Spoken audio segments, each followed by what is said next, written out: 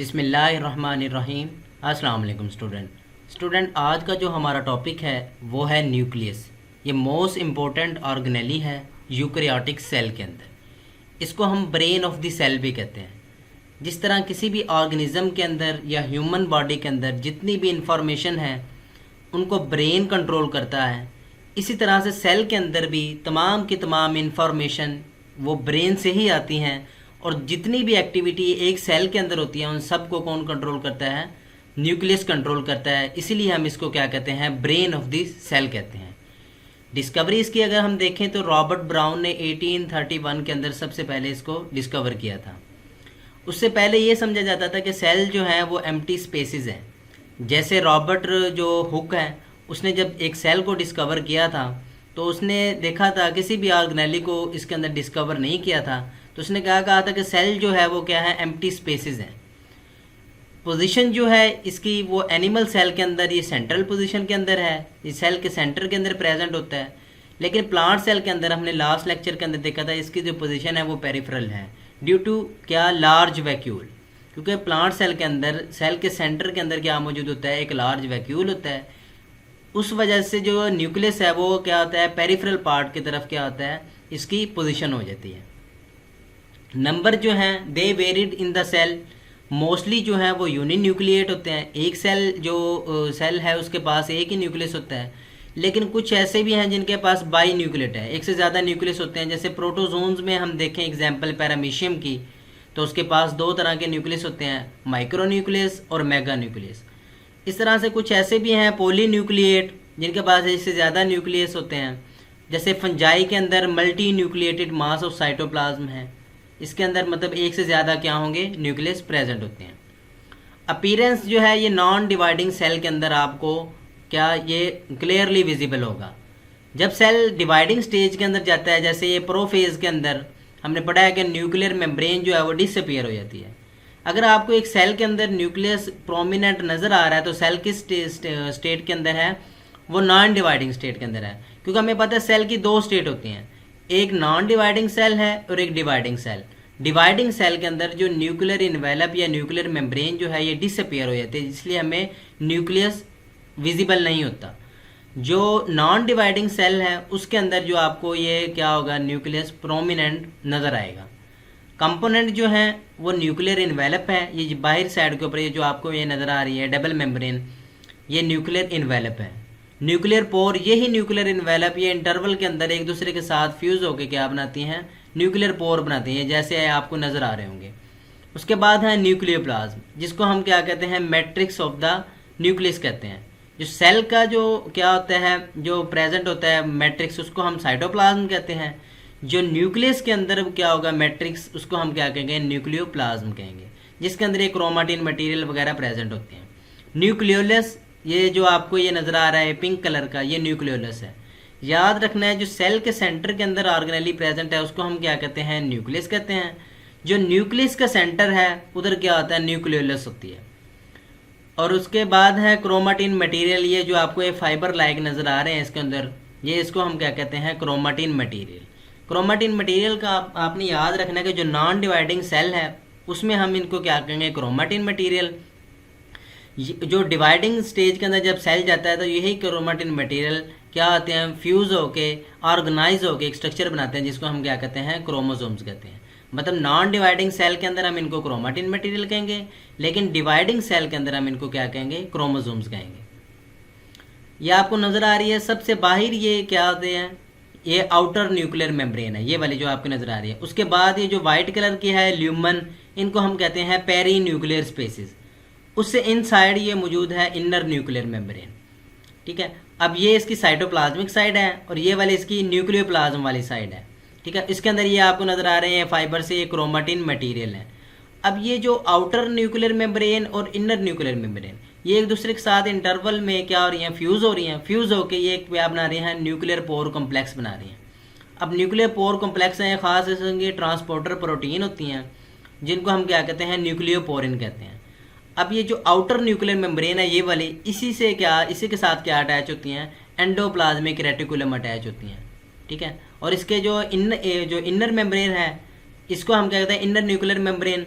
इसके साथ क्या होती हैं, ये ख़ास किस्म की ये लेमिना या लेमिन प्रोटीन्स वगैरह अटैच होती हैं। इनको हम ये अभी थोड़ी देर में डिस्कस करेंगे। स्ट्रक्चर जो है न्यूक्लियस की, सबसे बाहर ये दो मेम्ब्रेन है जिसको हम क्या कहते हैं, आउटर न्यूक्लियर मेम्ब्रेन, और ये इसके इनसाइड ये इनर न्यूक्लियर मेम्ब्रेन, और इन दोनों के दरमियान येलो से कलर का जो आपको ये फ्लूइड सा नज़र आ रहा है, ये क्या है, ये इनके दरमियान पेरी न्यूक्लियर स्पेसिस होती हैं। उसके अलावा यही जो आउटर और इनर न्यूक्लियर मेम्ब्रेन इंटरवल में एक दूसरे के साथ फ्यूज़ हो रही हैं, और ये जो गैप है इसको हम क्या कहते हैं, न्यूक्लियर पोर कहते हैं, या न्यूक्लियर पोर कॉम्प्लेक्स भी कहते हैं। और इन साइड ये जो है, ये जो फाइबर आपको नज़र आ रहे हैं इसको हम क्या कहते हैं, क्रोमेटिन मटेरियल। और ये जो ये ब्लू से कलर का आपको क्या है, ये लिक्विड मैट्रिक्स नज़र आ रहा है, इसको हम क्या कहते हैं, न्यूक्लियोप्लाज्म कहते हैं। और ये डार्क कलर की जो नज़र आ रही है आपको, ये क्या है, इसका न्यूक्लियोलस है। सबसे पहले जो आउटर है इसको हम क्या कहते हैं, न्यूक्लियर इन्वेलप या न्यूक्लियर मेम्ब्रेन कहते हैं। ये जो बाहर वाली आपको नज़र आ रही है मेम्ब्रेन, ये डबल मेम्ब्रेन है। आपने याद रखना है, जो माइटोकॉन्ड्रिया क्लोरोप्लास्ट के साथ साथ ये न्यूक्लियस भी क्या है, डबल मेम्ब्रेनस ऑर्गेनेली है। उसके अलावा हमने पढ़ा था सेंट्रियोल, राइबोसोम्स और न्यूक्लियोलस, ये तीनों क्या है, नॉन मेम्ब्रेनस ऑर्गेनेली है। तो ये क्या है, न्यूक्लियस भी क्या है, डबल मेम्ब्रेन ऑर्गेनेली है, क्योंकि इसके अंदर हमने अभी देखा है कि क्या होती है, आउटर मेम्ब्रेन है न्यूक्लियर मेम्ब्रेन और इनर न्यूक्लियर मेम्ब्रेन है। तो ये दो क्या है, ये क्या है, डबल मेम्ब्रेनस ऑर्गेनेली है। आउटर न्यूक्लियर मेम्ब्रेन जो है इसके साथ अभी हमने देखा है कि क्या अटैच होती हैं, एंडोप्लाज्मिक रेटिकुलम अटैच होती हैं। अब एंडोप्लाज्मिक रेटिकुलम का वो वाला हिस्सा जिसके साथ राइबोसोम अटैच होते हैं उसको हम क्या कहते हैं, रफ एंडोप्लाज्मिक रेटिकुलम। अब ये राइबोसोम्स जो हैं ये इसके साथ तो अटैच हैं, रफ एंडोप्लाज्मिक रेटिकुलम, इसके साथ साथ ये जो आउटर न्यूक्लियर मेम्ब्रेन है न्यूक्लियस की, इसके साथ भी राइबोसोम्स अटैच होते हैं। ये आपने बात याद रखनी है कि राइबोसोम्स आउटर न्यूक्लियर मेम्ब्रेन के साथ भी अटैच हैं, जो कि न्यूक्लियस की मेम्ब्रेन है, और उसके साथ साथ ये जो न्यूक्लियस की मेम्ब्रेन ये के साथ ही क्या अटैच है, एंडोप्लाज्मिक रेटिकुलम। एंडोप्लाज्मिक रेटिकुलम किसके साथ, इस तरफ किसके साथ अटैच होती है, ये न्यूक्लियर मेम्ब्रेन के साथ, और ये दूसरी साइड के ऊपर ये प्लाज्मा मेम्ब्रेन के साथ अटैच होती है। ठीक है, और इसके जो वो वाला हिस्सा जिसके साथ क्या अटैच होते हैं, राइबोसोम, उसको हम क्या कहते हैं, रफ एंडोप्लाज्मिक रेटिकुलम। अब जो आउटर न्यूक्लियर मेम्ब्रेन और इनर न्यूक्लियर मेम्ब्रेन के दरमियान हमने देखी है स्पेस, उनको हम क्या कहते हैं, पेरी न्यूक्लियर स्पेस। ये अभी हमने डायग्राम के अंदर देखी भी, ये वाली आपको नजर आ रही होगी, ये आउटर न्यूक्लियर मेम्ब्रेन है। ये वाली कौन सी साइड है, ये न्यूक्लियोप्लाज्म वाली साइड है, मतलब न्यूक्लियस वाली साइड है, और ये कौन सी है, साइटोप्लाज्मिक साइड है। ठीक है, तो ये ये कौन सी आगे, इनर न्यूक्लियर मेम्ब्रेन है, और ये वाली कौन सी है, आउटर न्यूक्लियर मेम्ब्रेन, जिसमें अभी हमने देखा कि किसके साथ, इसके साथ क्या होते हैं, राइबोसोम्स अटैच होते हैं आउटर न्यूक्लियर मेम्ब्रेन के साथ। तो इनके दरमियान जो आपको स्पेस नजर आ रही है इसको हम क्या कहते हैं, पेरी न्यूक्लियर स्पेस कहते हैं। अब ये स्पेस जो आउटर न्यूक्लियर मेम्ब्रेन और इनर न्यूक्लियर मेम्ब्रेन के दरमियान है इसको हम क्या कह रहे हैं, पेरी न्यूक्लियर स्पेस कह रहे हैं। अब जो थिकनेस होती है न्यूक्लियर मेम्ब्रेन की वो है 7 to 8 नैनोमीटर। ये वाली जो मेम्ब्रेन है इसकी थिकनेस कितनी है, 7 to 8 नैनोमीटर। लेकिन जो इसके दरमियान ये स्पेस यहाँ से लग के जो ये आपको नज़र आ रही है, ये जो स्पेस, ये क्या नाम है, पेरी न्यूक्लियर स्पेस जो नज़र आ रही है, इसकी जो थिकनेस है वो 20 to 40 नैनोमीटर होती है। आपने ये बात याद रखनी है। उसके बाद इन साइड कौन सी आ गई, inner nuclear membrane. Inner nuclear membrane के साथ मैंने अभी आपको बताया था कि खास किस्म की अरेंजमेंट होती है जिसको हम क्या कहते हैं, लैमिन प्रोटीन्स वगैरह, ये इसी के साथ अटैच होती हैं, ये इनर न्यूक्लियर मेम्ब्रेन के साथ अटैच होती हैं। अब ये क्या है, जो प्रोटीन होती हैं specific to nucleus are present in inner nuclear membrane such at bind to nuclear lamina, इनको हम क्या कहते हैं, न्यूक्लियर लेमिना कहते हैं। अब वो कौन कौन सी प्रोटीन है, उसमें आ जाती है लेमिन बी रिसेप्टर है जिसको हम LBR कहते हैं, लेमिना एसोसिएटेड पॉलीपेप्टाइड है जिसको LAP1 या LAP2 कहते हैं, उसके साथ एमरीन है, मैन1 है और न्यूरिम है। ये तमाम के तमाम प्रोटीन्स किसके साथ अटैच होती हैं, ये इनर न्यूक्लियर मेम्ब्रेन के साथ अटैच होती हैं। तो मोस्ट प्रोटीन जो इंटरेक्ट करती हैं लेमिन एंड क्रोमाटिन, ठीक है, ये प्रोटीन क्या करती हैं, ये किसके साथ इंटरेक्ट करती हैं, लेमिन्स के साथ, और ये लेमिन्स जो होती है फर्दर किसके साथ अटैच होती है, क्रोमाटिन के साथ। ठीक है, अब जो क्रोमोसोम्स, क्योंकि हमें जो न्यूक्लियस जो है उसकी स्फेरिकल शेप होती है, वो स्फेरिकल शेप इसी लेमिन प्रोटीन की वजह से होती है। अभी हम इसको डिस्कस करेंगे। अगर ये जो प्रोटीन है इनके दरमियान म्यूटेशन आ जाए, जैसे ये एमेरिन के अंदर तो एंड न्यूक्लियर लेमिना के अंदर है बिन एसोसिएटेड, तो उसकी वजह से मस्कुलर डिस्ट्रॉफी हो सकती है, या जिसे हम लिपोडिस्ट्रॉफी भी कहते हैं। अगर ये जो प्रोटीन है इनर न्यूक्लियर मेम्ब्रेन के साथ अगर इनके अंदर क्या आ जाए, म्यूटेशन आ जाए, तो उसके साथ साथ ये इंटीग्रल प्रोटीन है, ये न्यूक्लियर मेम्ब्रेन के अंदर ये सिंथेसाइज होती हैं रफ एंडोप्लाज्मिक रेटिकुलम के अंदर। ठीक है। उसके साथ साथ ये क्या होती हैं, ये डिफ्यूज़ होके किसके अंदर, लेटरल डिफ्यूज़ होके किसके अंदर आ जाती हैं, ये न्यूक्लियस के अंदर आ जाती हैं, और ये आके उसकी क्या जो इनर न्यूक्लियर मेम्ब्रेन है उसके साथ आके अटैच हो जाती हैं। अपनी बात याद रखने के इंटीग्रल प्रोटीन ये कहाँ पे सिंथेसाइज होती हैं, ये रफ एंडोप्लाज्मिक रेटिकुलम में होती हैं, क्योंकि रफ एंडोप्लाज्मिक रेटिकुलम के पास क्या होते हैं, राइबोसोम्स होते हैं, वो प्रोटीन की सिंथेसिस करती हैं। अभी आपको नजर आ रहा होगा ये राइबोसोम्स हैं, ये क्योंकि कौन सा आउटर मेम्ब्रेन के साथ हमने पढ़ा था कि क्या होते हैं, राइबोसोम अटैच होते हैं। अब यहाँ पे वो प्रोटीन क्या होते हैं, सिंथेसाइज होते हैं, वो इसके अंदर आ जाते हैं डिफ्यूज होने के बाद। ये वाला हिस्सा जो इनर न्यूक्लियर मेम्ब्रेन है इसके साथ ये लैमिन प्रोटीन, ये एमिरीन आपको नजर आ रही है, ये LBR जो अभी हमने डिस्कस किया ये वाली होगी, ये तमाम की तमाम इनर न्यूक्लियर मेम्ब्रेन के साथ होती हैं। और ये फर्दर किसके साथ अटैच होती हैं, ये क्रोमाटिन जो क्या होता है न्यूक्लियर प्लाज्म के अंदर प्रेजेंट होता है। अभी हमने देखा था कि न्यूक्लियर प्लाज्म के अंदर जो ये क्रोमाटिन है, मैंने आपको बताया कि ये न्यूक्लियस की शेप भी होती है, इसी की वजह से होती है। तो ये क्या करती हैं, ये न्यूक्लियो जो क्या नाम है, प्लाज्म के अंदर क्रोमाटिन प्रेजेंट है, वो किसके साथ बाइंड होगा, ये जो प्रोटीन इसके इनर न्यूक्लियर मेम्ब्रेन के साथ अटैच है। ये इनर न्यूक्लियर मेम्ब्रेन के साथ ये आपको नज़र भी आ रही हैं। तो ये इन जो इसके साथ साथ क्या आती है, ये लैमिना, ये क्या होते हैं, ये फाइबर होते हैं जिसका हम न्यूक्लियर लैमिना वगैरह कहते हैं। ये भी क्रोमाटिन को अपने साथ क्या कर लेते हैं, अच्छे तरीके से क्या कर लेते हैं, बाइंड करवा लेते हैं, जिसकी वजह से जो न्यूक्लियस की शेप है उसको भी क्या करते हैं, मेंटेन करते हैं। क्योंकि न्यूक्लियस के अंदर तमाम के तमाम जो है जो इम्पोर्टेंट प्रोसेस है तो वो इसके अंदर होते हैं। तो इसलिए अगर न्यूक्लियस क्या कर जाए, कोलैप्स कर जाए, तो ये सेल क्या हो जाएगा, वो डाई हो सकता है। तो ये आपको नज़र भी आ रहा है, एक तो ये आउटर न्यूक्लियर मेम्ब्रेन के साथ अटैच होते हैं राइबोसोम, उसके साथ साथ ये एंडोप्लाज्मिक रेटिकुलम के साथ भी अटैच होते हैं, उसको हम क्या कहते हैं, रफ एंडोप्लाज्मिक रेटिकुलम कहते हैं। ठीक है। अब ये जो इनर न्यूक्लियर मेम्ब्रेन जो है ये बाइलेयर है, इसके साथ साथ ये जो प्रोटीन वगैरह हमें देखी हैं उनको हम स्पेशली, जैसे ये होगी ये लैमिन प्रोटीन है, ये कनेक्ट करते हैं क्रोमोसोम्स को भी, ये क्रोमोसोम्स को अटैच करती हैं इनर न्यूक्लियर मेम्ब्रेन प्रोटीन के साथ and helps nucleus to keep protein. क्या होती है उसकी वजह से न्यूक्लियस की क्या होती है, एक शेप मेंटेन रखती है, जो स्फेरिकल जो आपको न्यूक्लियस की शेप नज़र आ रही है, जैसे ये वाली आपको न्यूक्लियस की स्फेरिकल शेप नज़र आ रही है, वो ये LBR एमिरिन ये क्या होती हैं, ये न्यूक्लियर लैमिना के साथ अटैच होती हैं।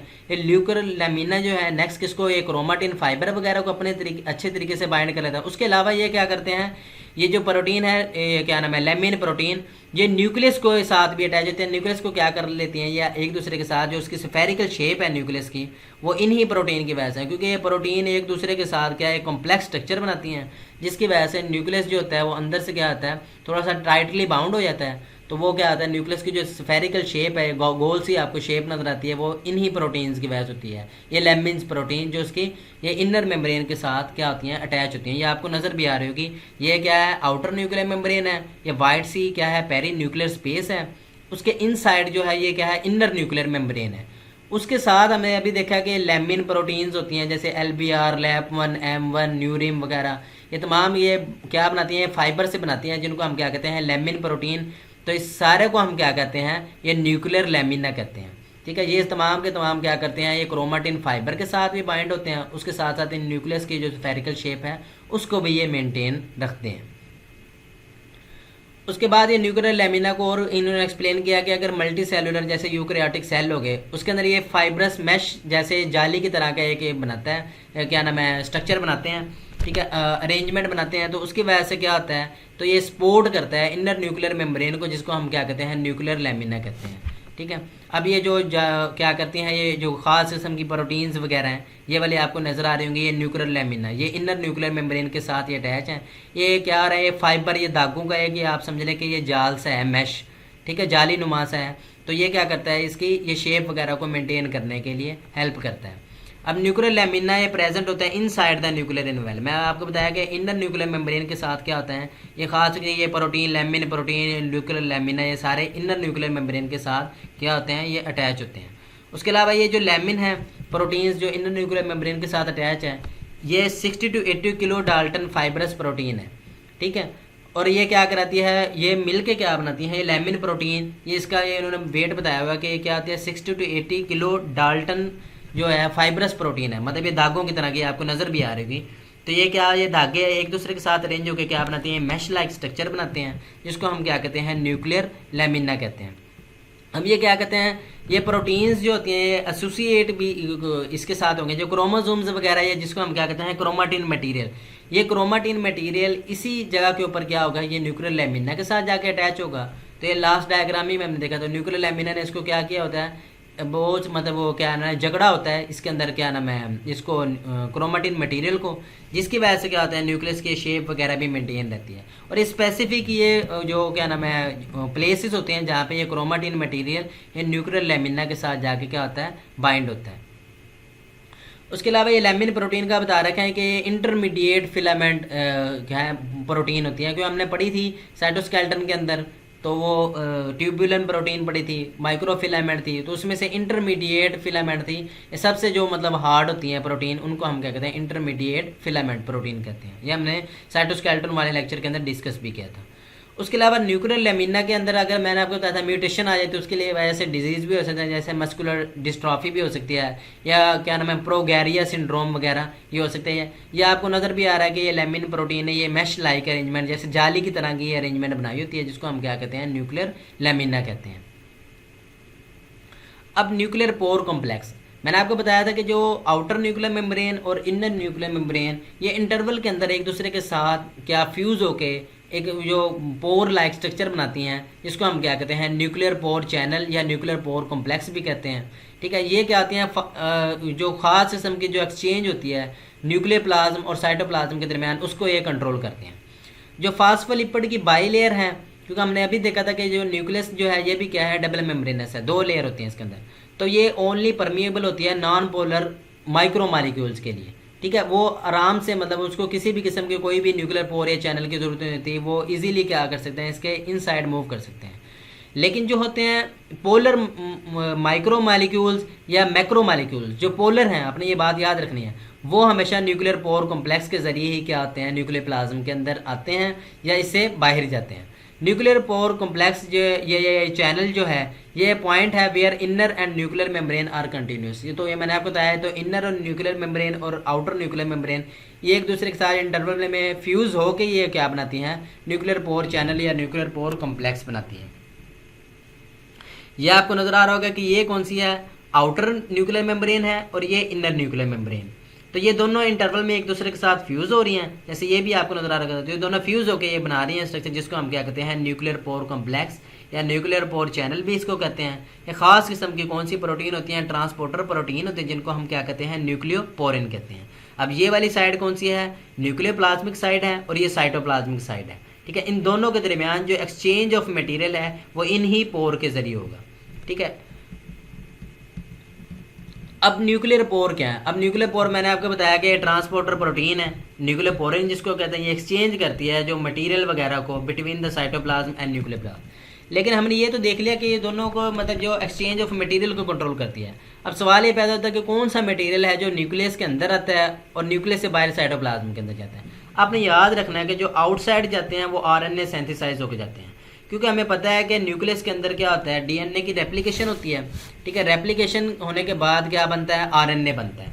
तो आरएनए बनने के बाद क्या होता है, आरएनए बनने के बाद सिंथेसाइज होने के बाद इन्हीं न्यूक्लियर पोर के जरिए वो क्या होता है, वो साइटोप्लाज्म के अंदर जाता है। अब साइटोप्लाज्म के अंदर क्या मौजूद होते हैं, हमें पता है कि प्रोटीन्स होती हैं, तो वो क्या होते हैं, वो राइबोसोम्स होते हैं, तो वो साइटोप्लाज्म के अंदर राइबोसोम्स हैं, उनके पास जाएगा, तो राइबोसोम्स के साथ मिलकर वो क्या बनाएगा, प्रोटीन बनाएगा। अब वो प्रोटीन साइटोप्लाज्म से क्या होती है, वो इनसाइड मूव करती है। या ये जो इस प्रोसेस के लिए जो हमें ख़ास किस्म के जो एंजाइम चाहिए होते हैं, जैसे कि आरएनए पॉलीमरेजेज 1 हो गया, पॉलीमरेजेज 2 हो गए, ठीक है, या डीएनए पॉलीमरेजेज 1, पॉलीमरेजेज 2 या 3, ये तमाम के तमाम, क्योंकि हमें पता है ये क्या है, ये एंजाइम है, लेकिन ये एंजाइम तो है, ये एंजाइम हमें पता है कि क्या है, ये प्रोटीन्स हैं। तो ये जो है इस जो फिनोमिना के अंदर यूज़ होते हैं। ठीक है, जब डीएनए से क्या बनता है, आरएनए बनता है, मतलब ट्रांसक्रिप्शन होती है। तो ट्रांसक्रिप्शन के लिए हमें एंजाइम चाहिए होते हैं, जैसे आरएनए पॉलीमरेजेज, डीएनए पॉलीमरेजेज 1, 2 एंड 3, ये तमाम के तमाम साइटोप्लाज्म से न्यूक्लियर प्लाज्म के अंदर आते हैं। तो वो भी क्या आते हैं, ये इन्हीं पोर के जरिए आते हैं। आपने याद रखना है कि न्यूक्लियस से आरएनए सिंथेसाइज होकर किधर जाता है, साइटोप्लाज्म के बाद, क्योंकि साइटोप्लाज्म के अंदर राइबोसोम्स हैं, वो राइबोसोम्स के साथ मिलकर प्रोटीन्स बनाएगा। वो प्रोटीन्स जैसे मैंने आपको बताया कि वो इस फिनोमिना के लिए क्या होती हैं, रिक्वायर्ड होती हैं। ठीक है। अब उसमें से कुछ ऐसे जैसे आरएनए पॉलीमरेजेस हैं, डीएनए पॉलीमरेजेस 1, 2 और 3 हैं, ये तमाम के तमाम क्या होते हैं, ये इंजाइम्स हैं। और ये इंजाइम के साथ, ये इंजाइम कौन से हैं, ये प्रोटीन्स हैं। ठीक है, तो ये क्या होती है, साइटोप्लाज्म से न्यूक्लियस के अंदर आती हैं, तो ये भी किसी के जरिए आती हैं, इन न्यूक्लियर पोर के जरिए आती हैं। इस तरह से एक्सचेंज ऑफ मटेरियल को कंट्रोल करता है, ये आपने बात याद रखनी है। उसके अलावा न्यूक्लियर पोर क्या करते हैं, अब ये स्मॉल पोलर मालिक्यूल्स, ये आयंस वगैरह या मैक्रो मालिक्यूल्स, ये किसके ज़रिए आते हैं, न्यूक्लियस और ये साइटोप्लाज्म के अंदर इनकी क्या होती है, ये एक्सचेंज होती है थ्रू चैनल्स के ज़रिए। अब जो लार्ज मालिक्यूल्स हैं जिनका डायमीटर 120 नैनोमीटर हो, या जिनको हम क्या कहते हैं मॉलिक्यूलर मास उनका कितना हो 125 मिलियन डाल्टन हो, ठीक है, एंड 30x, तो इस साइज राइबोसोम्स वगैरह वो इन पोर्स के जरिए आएंगे। वो इसकी जो हमें पढ़ा था फास्फोलिपिड की बाइलेयर है, उनके जरिए नहीं आ सकते। तो वो ये खास किस्म के जो पोर आपको नजर आ रहे हैं, इन्हीं के जरिए ये क्या होंगे, मैक्रो मालिक्यूल्स या polar micro and macro molecules, वो इन्हीं के जरिए आएंगे। लेकिन जो नॉन पोलर मालिक्यूल है वो फास्फोलिपिड की ये वाली जो लेयर होती है, इनके जरिए इजीली वो डिफ्यूजन के जरिए क्या आ सकते हैं, इनसाइड या आउटसाइड मूव कर सकते हैं। अब ये जो न्यूक्लियर पोर जो हमने ये देखे हैं ये वाले, या इससे पहले हमने डायग्राम में ये खास किस्म की प्रोटीन होती हैं, तकरीबन 30 टाइप्स की प्रोटीन है, उनसे मिलके ये क्या होते हैं, ये न्यूक्लियर पोर कम्प्लेक्स या न्यूक्लियर पोर जिनको हम क्या कहते हैं, उनसे मिलके बने होते हैं। अब वो कौन सी प्रोटीन है, वो न्यूक्लियोपोरिन प्रोटीन है, और एक खास किस्म के होते हैं जिसको हम क्या कहते हैं ट्रांसपोर्टर प्रोटीन। वो कौन सी है, न्यूक्लियोपोरिन। अब न्यूक्लियर पोर चैनल क्या है, अब ये फास्फोलिपिड की आपने ऐसे ही स्लाइड पहले देख भी लिया कि ये दोनों क्या आती हैं, फास्फोलिपिड की जो बाइलेयर होंगी ये परमिएबल होती है नॉन पोलर मालिक्यूल के लिए, जो होंगे मैक्रो मालिक्यूल्स, पोलर मैक्रो और पोलर माइक्रो मालिक्यूल्स, ये पोर ये जो होते हैं न्यूक्लियर पोर कम्प्लेक्स, इनके जरिए क्या होंगे, इनसाइड या आउटसाइड मूव करते हैं। अब न्यूक्लियर पोर कम्प्लेक्स हैं, इसी जगह के ऊपर इनर न्यूक्लियर मेम्ब्रेन और आउटर न्यूक्लियर मेम्ब्रेन क्या होते हैं, कंटिन्यू होते हैं, क्योंकि हमें पता है कि इनर न्यूक्लियर मेम्ब्रेन और आउटर न्यूक्लियर मेम्ब्रेन ये क्या होती हैं, इंटरवल के अंदर एक दूसरे के साथ फ्यूज होकर क्या बनाती हैं, न्यूक्लियर पोर कम्प्लेक्स या चैनल बनाती हैं। अब ये मॉलिक्यूलर ट्रैफिक जो न्यूक्लियर पोर के दरमियान मैंने आपको बताई है कि जैसे ये आरएनए क्या होता है, ये सिंथेसाइज होकर किधर आता है, इधर आते हैं न्यूक्लियस के अंदर, ये साइटोप्लाज्म के अंदर आते हैं। साइटोप्लाज्म के अंदर क्या आते हैं, राइबोसोम्स होते हैं, उनके पास आके क्या करते हैं, प्रोटीन की सिंथेसिस कराते हैं। अब वो प्रोटीन्स किधर मूव करती हैं, ये साइटोप्लाज्म से इनसाइड मूव करती हैं। अब स्मॉल मॉलिक्यूल्स हैं वो तो हमने देख लिया कि वो इजीली इनसाइड या आउटसाइड मूव कर सकते हैं, उनके लिए किसी भी किस्म की एनर्जी नहीं रिक्वायर्ड होती, वो पैसिव डिफ्यूजन के जरिए इनसाइड या आउटसाइड आ जा सकते हैं। लेकिन जो लार्ज मैक्रो मालिक्यूल्स या माइक्रो मालिक्यूल्स हैं, या जिनको हम पोलर मालिक्यूल्स कहते हैं, जैसे ये प्रोटीन्स को इनसाइड आना है, ठीक है, जो साइटोप्लाज्म के अंदर सिंथेसिस हो रही है उनकी, और उसके अलावा न्यूक्लियस के अंदर ये आरएनए वगैरह ये सिंथेसाइज होकर किधर जाते हैं, साइटोप्लाज्म के अंदर जाते हैं। तो ये इनके लिए हमें क्या होता है, एनर्जी रिक्वायर्ड होती है, तो एनर्जी डिपेंडेंट प्रोसेस है। तो वो एनर्जी किधर से आती है, वो रैन प्रोटीन्स होती हैं, जीटीपी हैं, जीईएफ हैं, या जीएपी हैं, जिनको गैप कहते हैं। तो ये खास उनकी प्रोटीन्स हैं जो इनको एनर्जी प्रोवाइड करती हैं, ताकि ये मैक्रो मालिक्यूल्स जैसे प्रोटीन्स वगैरह सिंथेसाइज साइटोप्लाज्म के अंदर होती हैं, तो न्यूक्लियस के अंदर आती हैं, मूव करती हैं। ठीक है, जैसे मैंने आपको एग्जांपल दी थी, अब ये प्रोटीन्स के अंदर जैसे आरएनए पॉलीमरेजेस 1, 2, 3 या डीएनए पॉलीमरेजेस 1, 2, 3, ये साइटोप्लाज्म के अंदर सिंथेसाइज होके ये न्यूक्लियस के अंदर मूव करते हैं, और न्यूक्लियस से क्या होता है, आरएनए सिंथेसाइज होकर किधर मूव करता है, साइटोप्लाज्म के अंदर मूव करता है। तो इस दोनों प्रोसेस के लिए हमें एनर्जी रिक्वायर्ड होती है, तो वो एनर्जी ये रैन, जीटीपी, जीईएफ और गैप, ये प्रोटीन्स हैं खास की, ये प्रोटीन्स जो होती हैं इस प्रोसेस के लिए एनर्जी प्रोवाइड करती हैं। ये हमने देख लिया कि जो स्मॉल मालिक्यूल्स होंगे वो तो रैपिडली डिफ्यूजन के जरिए ये मूव कर रहे हैं, इजीली मूव कर सकते हैं। लेकिन जो लार्ज या मैक्रो मालिक्यूल्स, ठीक है, तो इनके लिए एनर्जी रिक्वायर्ड होती है, वो खास किस्म की प्रोटीन्स होती हैं वो रिक्वायर्ड करती हैं इनको एनर्जी। तो ये हमने देखा है कि जो इनके लिए हमें क्या होते हैं, ये खास किस्म के हमें न्यूक्लियो इंपोर्टर तो न्यूक्लियो एक्सपोर्टर की ज़रूरत पड़ती है। ठीक है, तो जो आरएनए को मतलब साइटोप्लाज्म के अंदर जाने के लिए और साइटोप्लाज्म से प्रोटीन्स को किसके अंदर, न्यूक्लियस के अंदर आने के लिए, तो ये खास किस्म के न्यूक्लियो एक्सपोर्टर और न्यूक्लियो इंपोर्टर की ज़रूरत पड़ती है। तो इस प्रोसेस के लिए जो एनर्जी होती है वो ये वाली प्रोटीन्स रैन, जीटीपी, जीईएफ और गैप प्रोवाइड करती हैं। अब एक्टिव ट्रांसपोर्ट जैसे मैक्रो मालिक्यूल्स की, ठीक है, वो किस तरह से होती है। जो अनचार्ज मालिक्यूल्स हैं जैसे वाटर वगैरह, ये तो हमने देख भी लिया कि ये फास्फोलिपिड की बाइलेयर के अंदर से ये डिफ्यूज़ होकर इजीली मूव कर सकते हैं। जो मैक्रो मालिक्यूल्स होती हैं उनको मूव करने के लिए हमें पता है कि खास किस्म के एक चैनल्स चाहिए होते हैं जिनको हम क्या कहते हैं, न्यूक्लियो प्रोटीन चैनल या न्यूक्लियर पोर कॉम्प्लेक्स चैनल्स कहते हैं। अब इस प्रोसेस को हम क्या कहते हैं, जिसके अंदर ये न्यूक्लियर पोर जो चैनल्स के ज़रिए ये मूव करते हैं उसको हम क्या कहते हैं, ट्रांसलोकेशन कहते हैं। अब मॉडल जो है जो न्यूक्लियर पोर कॉम्प्लेक्स का, उसके अंदर क्या होती हैं, जो न्यूक्लियर पोर कॉम्प्लेक्स है उसके जो असेंबली होती है ये 8 स्पोक होते हैं। ये 4 आपको ये वाली नज़र आ रही हैं, ठीक है। ये स्पोक रिंग की असेंबली है इसके आउटर मेम्ब्रेन की तरफ, आउटर साइड की तरफ। ये साइटोप्लाज्मिक साइड है और ये न्यूक्लियर प्लाज्मिक साइड है, ठीक है। तो ये क्या होते हैं, ये 4 इधर हैं तो 4 ये आपको ये वाली नज़र आ रही हैं, ठीक है। तो ये 8 क्या होती हैं, ये स्पोक रिंग्स वगैरह होती हैं इसके अंदर एक तो प्रेजेंट। और उसके अलावा क्या होती है इनके पास, ये इसके साथ इनके सेंटर के अंदर क्या आती है, एक सेंट्रल ट्रांसपोर्टर होता है। अब इसके साथ साथ ये क्या आती है, यही जो इन साइड के ऊपर जो न्यूक्लियस की तरफ मौजूद हैं क्या आती हैं, ये 4 स्पोक मौजूद हैं। ये 4 स्पोक मिलकर फ्यूज़ होकर क्या बनाती हैं, एक न्यूक्लियर बास्केट बनाती हैं। अब इस न्यूक्लियर बास्केट का या सेंट्रल ट्रांसपोर्टर का सेम फंक्शन है। ये क्या करती हैं, जो मालिक्यूल्स की जो ट्रैफिक की मूवमेंट है ना, जो इन साइड मतलब साइटोप्लाज्म से न्यूक्लियर प्लाज्म की तरफ जो इन साइड जो मूवमेंट है उसको ये क्या करती हैं, स्लो डाउन कर देती हैं। क्योंकि आपको पता है न्यूक्लियर पोर की जो ये ऊपर वाली जो ओपनिंग है ये क्या है, लार्ज होती है, तो काफ़ी सारी चीज़ें इधर आ जाती हैं। लेकिन जो सेंट्रल ट्रांसपोर्टर, ठीक है, और ये जो क्या नाम है न्यूक्लियर बास्केट, ये क्या करती है, जो क्योंकि इनका जो ओपनिंग है वो क्या होती है, नैरो होती है, इसलिए जो मूवमेंट जो हो रही होती है मालिक्यूल्स की वो क्या आ जाती है, स्लो डाउन हो जाती है। तो ये क्या करती है, जो ट्रैफिक जो मूव करके आती है किधर से, साइटोप्लाज्म से न्यूक्लियर प्लाज्म के अंदर, तो न्यूक्लियर बास्केट और ये सेंट्रल जो होते हैं ट्रांसपोर्टर, ये क्या करती है, उस ट्रैफिक को क्या कर देती है, स्लो डाउन कर देती है, ठीक है। तो ये फ्लो को क्या कर देती है, कम कर देती है। अब फंक्शन यही है इसका कि क्या करते हैं, ये कंट्रोल करते हैं ट्रैफिक को between the nucleus and cytoplasm. मैंने आपको बताया ना कि साइटोप्लाज्म से जो चीज़ें आ रही हैं, तो ये जो स्पोक 4 ये हैं और ये 4 ये जो नीचे वाली हैं न्यूक्लियर साइड के ऊपर जो मौजूद हैं ये स्पोक, ये मिलके क्या बनाते हैं, न्यूक्लियर बास्केट। और इससे ऊपर क्या आती है, एक सेंट्रल ट्रांसपोर्टर होती है। अब ये जो इधर से साइटोप्लाज्म चीज़ें मूव करती हुई आएंगी, तो इधर से तो ये काफ़ी चीज़ें आएंगी, क्योंकि न्यूक्लियर पोर का ऊपर वाली ओपनिंग क्या आती है, वो थोड़ी सी क्या आती है, एक्सपैंड होती है, मतलब लार्ज होती है। लेकिन जो सेंट्रल ट्रांसपोर्टर और न्यूक्लियर बास्केट है ये क्या होती हैं, नैरो होती हैं, इसलिए जो मूवमेंट होती है मालिक्यूल्स की क्या आती है, आहिस्ता आहिस्ता स्लो डाउन हो जाती है। तो ये आपको नज़र भी आ रहा होगा, ये इस तरीके से क्या आती है, नीचे की तरफ क्या आती है, ये नैरो डाउन हो जाती है। उसके अलावा जो आरएनए सिंथेसाइज हमने पहले देख लिया कि आरएनए न्यूक्लियस के अंदर सिंथेसाइज होता है, तो न्यूक्लियस से किधर जाता है, साइटोप्लाज्म के अंदर। साइटोप्लाज्म से प्रोटीन्स किधर आती हैं, वो इसके अंदर आती हैं, तो वो इन्हीं पोर्स के ज़रिए ही मूव करती हैं। इसके लिए हमें क्या होती है, एनर्जी वगैरह रिक्वायर्ड होती है।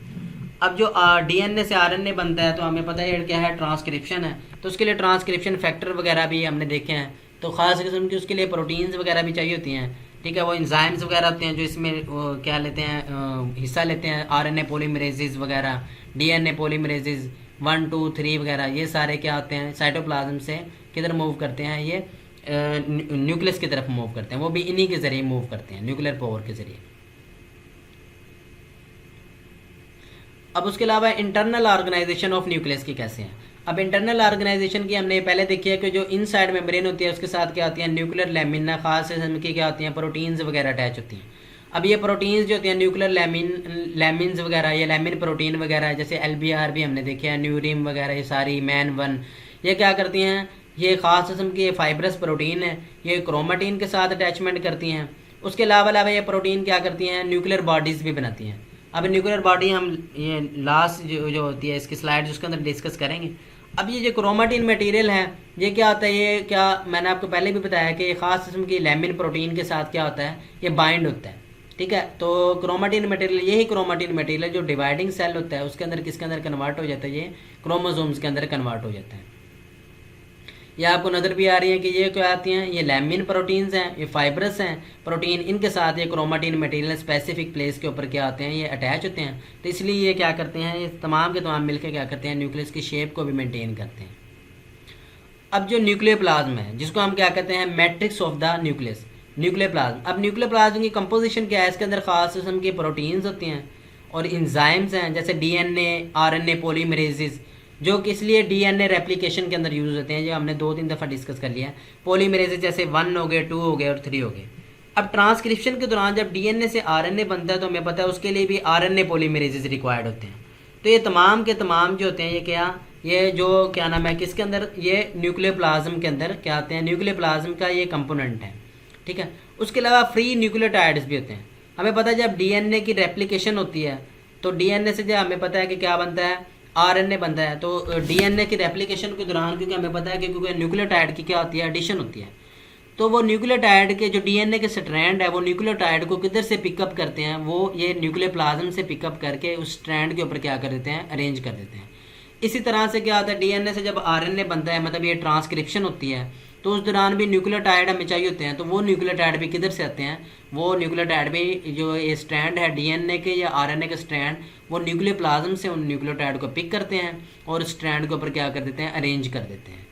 उसके अलावा मेटल्स, आयंस वगैरह भी इसके अंदर प्रेजेंट होते हैं और हिस्टोन प्रोटीन्स होती हैं। ये हमने देखा है कि डीएनए के साथ ये हिस्टोन प्रोटीन है, ख़ास उनके अरेंजमेंट बनाते हैं जिसको हम क्या कहते हैं, न्यूक्लियोप्लाज्म कहते हैं। अभी हम क्या खास किस्म की अरेंजमेंट होती है उसको हम अभी डिस्कस करेंगे। अब एक और इसके अंदर ऑर्गेनेली जो मैंने आपको कहा था कि जो न्यूक्लियस का सेंटर होता है उसको हम क्या कहते हैं, न्यूक्लियोलस कहते हैं। अब जो मोर देन वन जो प्रेजेंट हो गया अगर एक सेल के अंदर न्यूक्लियोलस, तो उसको हम क्या कहते हैं, न्यूक्लियोलाई कहते हैं। ये भी नॉन मेम्ब्रेनस है। राइबोसोम्स, सेंट्रियोल और उसके साथ साथ ये जो न्यूक्लियोलस है ये भी क्या होते हैं, नॉन मेम्ब्रेनस होती है। अच्छा, आपने याद रखना है कि जो राइबोसोम्स होते हैं वो फैक्ट्री ऑफ प्रोटीन्स होती हैं, तो न्यूक्लियोलस जो है ये क्या होता है, फैक्ट्री ऑफ राइबोसोम्स होती है। तो राइबोसोम्स जो होते हैं ये किधर से सिंथेसाइज होते हैं, ये क्या, न्यूक्लियोलस से, ये भी नॉन मेम्ब्रेनस है। और राइबोसोम्स भी क्या होते हैं, नॉन मेम्ब्रेनस होते हैं। तो इसको हम क्या कहते हैं, न्यूक्लियोलस को फैक्ट्री ऑफ राइबोसोम्स कहते हैं। अब इसके दो रीजन होते हैं। जो इसका आउटर रीजन है ये वाला जो आपको नजर आ रहे हैं, इसको ये ग्रैन्युलर, पेरिफेरल ग्रैन्युलर रीजन होता है। अब ये क्या करता है, राइबोसोमल जो सब यूनिट है उनकी असेंबली करता है। और सेंट्रल जो इसका रीजन है वो फिब्रल होता है, फिब्रल रीजन है, जिसके अंदर आरएनए, आरएनए मतलब राइबोसोमल आरएनए और आरडीएनए मतलब राइबोसोमल डीआरएनए प्रेजेंट होते हैं। ये आरएनए ट्रांसक्रिप्शन के अंदर क्या आता है, ये रोल प्ले करता है। ये इसका काम क्या करता है, ये जो आरडीएनए है यही सिंथेसाइज करता है राइबोसोमल आरएनए को। अब ये क्या करते हैं, दोनों का कंबाइन फंक्शन क्या है, फैक्ट्री ऑफ राइबोसोम्स है, मतलब राइबोसोम्स को क्या करते हैं, प्रोड्यूस करते हैं। अब किस तरह से राइबोसोम की प्रोडक्शन तो ये करते हैं, मतलब जो इसका ये सेंट्रल फिब्रल रीजन है, लेकिन जो इसका ये आउटर पेरिफेरल रीजन है ना, ये क्या करता है, ये जो सब यूनिट होते हैं राइबोसोम्स को, उनकी क्या करता है, ये असेंबली करता है। ठीक है, ये प्रीकर्सर के तौर पे काम करता है और क्या करता है, जो ये सिंथेसाइज करते हैं राइबोसोम, उनकी क्या करता है, असेंबली जो होती है, ये आउटर रीजन क्या करते हैं, उसकी असेंबली करते हैं। ये आपने बात याद रखनी है।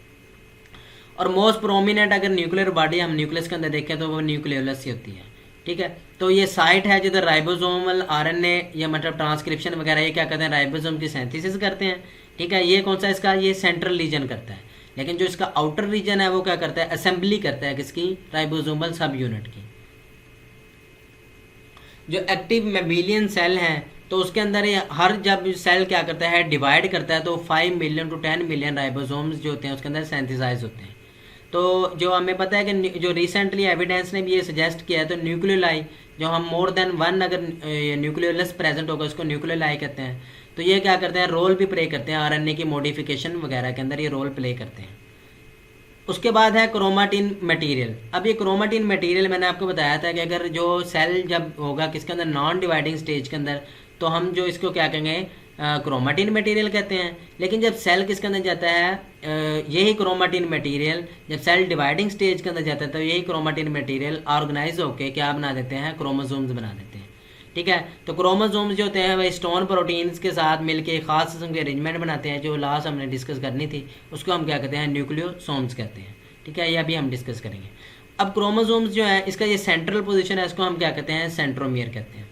सेंट्रोमियर के साथ ये आपको ये आर्म्स अटैच नज़र आ रहे हैं, इनको हम क्या कहते हैं, सिस्टर क्रोमाटिड कहते हैं। जो ऊपर वाले आर्म्स हैं ये क्या होते हैं, थोड़े से शॉर्टर होते हैं। जो नीचे वाले आर्म्स हैं ये क्या होते हैं, थोड़े से लॉन्गर होते हैं। ठीक है, अब उसके अलावा ये आपको कंस्ट्रिक्शन भी नज़र आ रही है, ये खास किस्म की। जो कंस्ट्रिक्शन ये सेंट्रोमियर के पास होंगी उनको हम क्या कहेंगे, प्राइमरी कंस्ट्रिक्शन कहेंगे। उसके अलावा क्या होंगे, जो कंस्ट्रिक्शन ये जो टीलोमियर, ये जिसका रीजन है, ये टीलोमियर, ये जो एंड वाले रीजन है, ये इसके ऊपर जो कंस्ट्रिक्शन होंगे इनको हम कहते हैं सेकेंडरी कंस्ट्रिक्शन। अब ये टीलोमियर का फंक्शन क्या है, ये टीलोमियर जो होते हैं ये जो क्रोमोसोम्स मतलब जो एक दूसरे के साथ अटैच होते हैं, इससे ये क्या करते हैं, प्रिवेंट करते हैं, मतलब एक दूसरे के साथ क्रोमोसोम्स को अटैच नहीं होने देते। ये इसकी क्या है, ये टीलोमियर का क्या है, फंक्शन है, ये आपने याद रखना है। अब इसके अंदर क्या हमने देखा कि जो सेल इसके क्रोमोसोम्स के सेंटर के अंदर क्या होते हैं, सेंट्रोमियर है, उसके साथ ये इसके आर्म्स अटैच होते हैं, इनको हम क्या कहते हैं सिस्टर क्रोमाटिड। क्योंकि ये क्या होते हैं, ये दोनों आर्म्स ये क्योंकि एक ही क्रोमोसोम्स के हैं तो इसलिए हम इसको क्या कहते हैं सिस्टर क्रोमाटिड कहते हैं। क्योंकि क्रोमोसोम्स के अंदर क्या मौजूद होता है, डीएनए, या आपको ये नज़र भी आ रहा होगा, ये डीएनए मौजूद होता है इसके अंदर, क्रोमोसोम्स के अंदर। ठीक है, अब जो क्रोमोसोम्स के भी अब पार्ट है, जो ऊपर वाला पार्ट है मैंने आपको बताया टीलोमियर। ठीक है, उसके बाद क्रोमोसोम्स के दो हिस्से होते हैं। अब हम इसको किसके अंदर दो पार्ट्स के अंदर डिवाइड करते हैं, जैसे हेट्रोक्रोमाटिन, क्रोमोसोम्स का वो वाला हिस्सा जो हाईली कंडेंस फॉर्म के अंदर होता है, मतलब कभी भी ट्रांसक्राइब्ड नहीं होता। ये क्या हमेशा क्या होता है, इनएक्टिव फॉर्म के अंदर होता है। या आप ये समझ लें कि इसको हम कह सकते हैं कि जो इसके अंदर इंजाइम्स वगैरह होते हैं वो प्रोटीन्स वगैरह की सिंथेसिस नहीं करते, उसके अंदर इन्वॉल्व ही नहीं होते। तो ये क्या होता है, हेट्रोक्रोमाटिन इसको हम कहते हैं। उसके अलावा ये जो टीलोमियर वाला पोर्शन है ये भी हेट्रोक्रोमाटिन है, ये भी कभी ट्रांसक्राइब्ड नहीं होता। इसके डीएनए को हम मतलब ट्रांसक्राइब नहीं कर सकते। ये क्या करता है, ये हमेशा किस में, कोडिंग फॉर्म के अंदर रहता है। लेकिन जो इसका ये पार्ट है जिसको हम क्या कहते हैं यू क्रोमाटिन, मतलब आप समझ लें कि ये ऊपर वाला पार्ट और ये वाला पार्ट, ये क्या हेट्रोक्रोमाटिन वाला पार्ट, और ये टीलोमेर्स, ये दोनों क्या है हेट्रोक्रोमाटिन, ये कभी भी क्या होंगे, ट्रांसक्राइब नहीं होंगे। मतलब ऊपर वाला एंड वाला पार्ट और ये नीचे वाला एंड वाला पार्ट, मतलब टीलोमियर वाला पार्ट और ये सेंटर वाला, ये क्या है, हेट्रोक्रोमाटिन है। ये कभी भी ट्रांसक्राइब नहीं होंगे, हमेशा इनएक्टिव फॉर्म के अंदर रहते हैं। लेकिन ये वाला पोर्शन ये जो आपको नजर आ रहा है, जैसे ये वाला, ये यू क्रोमाटिन इसको हम कहते हैं, या ये वाला पोर्शन। ठीक है, तो ये इन दोनों के मतलब बिटवीन जो है ये यू क्रोमाटिन है, इसको हम क्या कहते हैं, ये कंडेंस फॉर्म के अंदर नहीं होता है, ये मतलब ट्रांसक्राइब्ड भी हो सकता है। मतलब इससे क्या आता है, जो डीएनए से आरएनए भी बन सकते हैं, और इससे क्या आते हैं, प्रोटीन्स की सिंथेसिस भी हो सकती है। उसके अलावा जो टीलोमियर है, ये जो इसके अंदर जो प्रेजेंट होगा, जो क्या नाम है क्रोमोसोम्स का पार्ट, उसको भी हम क्या कहते हैं, हेट्रोक्रोमाटिन कहते हैं। तो इसके अंदर जो डीएनए होता है उसको हम क्या कहते हैं, जंक डीएनए या सैटेलाइट डीएनए कहते हैं। ये भी जाहिर है कि हेट्रोक्रोमाटिन का पार्ट है, तो ये भी ट्रांसक्राइब्ड नहीं होगा, तो ये भी किसके अंदर, इनएक्टिव फॉर्म के अंदर ही प्रेजेंट होते हैं। अब क्रोमोसोम्स जो है ये हायर ऑर्डर के अंदर खास किस्म के आपको नजर आएगा। ठीक है, अब ये जो हेट्रोक्रोमाटिन है इसकी भी आगे फर्दर दो टाइप्स हैं।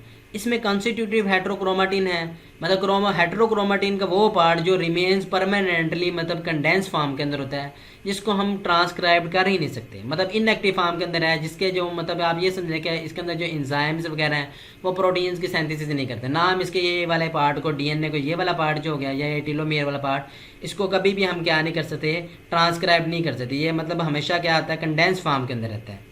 लेकिन इसका एक और पार्ट जिसको हम फैकल्टेटिव हेट्रोक्रोमाटिन कहते हैं, ये वो वाला पार्ट है जो सम फेजेस के अंदर डेवलपमेंट के, जो ये क्या होता है, ये यू क्रोमाटिन का रोल प्ले करता है। मतलब कभी कभार ये क्या होता है, थोड़े हिस्से के लिए क्या होता है, या थोड़े टाइम के लिए क्या होता है, यू क्रोमाटिन का फंक्शन प्ले करता है। मतलब ये क्या होता है, ये कंडेंस फॉर्म से डीकंडेंस हो जाता है, तो ये क्या होता है, इससे मतलब जो होता है ट्रांसक्राइब थोड़ा बहुत हम इसको कर सकते हैं। लेकिन जो ये वाला पार्ट है यू क्रोमाटिन, ये क्या होता है, ये ट्रांसक्राइब्ड भी किया जा सकता है। मतलब जब सेल डिवाइडिंग स्टेज के अंदर जाएगा ना, तो उस टाइम तो ये थोड़ी देर के लिए क्या होगा, ये कंडेंस फॉर्म के अंदर आएगा। अदरवाइज ये क्या होगा, ये ओपन कन्फिगरेशन के अंदर प्रेजेंट होता है, हम इसको ट्रांसक्राइब्ड भी कर सकते हैं, और इससे क्या होता है, ये डीएनए से आरएनए भी बन सकता है, और उससे प्रोटीन्स की सिंथेसिस भी हो सकती है। अब जो कुछ सब कंपार्टमेंट भी मौजूद होते हैं न्यूक्लियस के अंदर। ठीक है, अभी इनमें से कुछ ऐसी हैं जैसे न्यूक्लियर बॉडीज़ वगैरह, इनके लेकिन फंक्शन जो है अभी तक ये क्लियर नहीं है। लेकिन जो ये सब कंपार्टमेंट वगैरह हैं ये भी क्या करती हैं, कुछ इनमें से ऐसी हैं जो बहुत इंपॉर्टेंट रोल प्ले करती हैं, उनको हम वन बाय वन अभी डिस्कस करते हैं। लेकिन जो कुछ इसमें से ऐसी हैं न्यूक्लियर बॉडी, उनका अभी हमें फंक्शन जो है वो क्लियर नहीं है। लेकिन जैसे रेप्लिकेशन ऑफ मल्टीपल डीएनए, ये मॉलिक्यूल टेक प्लेस, या क्लस्टर ऑफ न्यूक्लियर ये क्या होती हैं मेमिलियन सेल के अंदर, ये सब कंपार्टमेंट के अंदर होती हैं, इनको अभी हम डिस्कस करते हैं। जैसे एक्टिवली ट्रांसक्राइब्ड जीन वगैरह ये डिस्ट्रीब्यूट होते हैं थ्रू आउट द न्यूक्लियस। लेकिन उसके अलावा जैसे ये कैजल बॉडी, जिमिनी बॉडी, ये ख़ास किस्म की बॉडी हैं, जैसे ये स्पिकल्स वगैरह, पीएमएल बॉडी, कैजल बॉडीज़ और ये जिमिनी बॉडी, ये तमाम की तमाम क्या होती हैं, ये सब कंपार्टमेंट है किसके अंदर, न्यूक्लियस के अंदर। मतलब ये ख़ास किस्म की क्या होते हैं, ये कंपार्टमेंट्स होते हैं, ये जैसे आपको ये नज़र आ रहे होंगे। अब इन कंपार्टमेंट्स के भी क्या होते हैं, स्पेसिफिक फंक्शन है। जैसे स्पिकल्स हैं वो स्टोरेज साइट है किसकी, स्प्लाइसिंग कंपोनेंट है, जिधर मैसेंजर आरएनए क्या होता है उसकी प्रोसेसिंग होती है।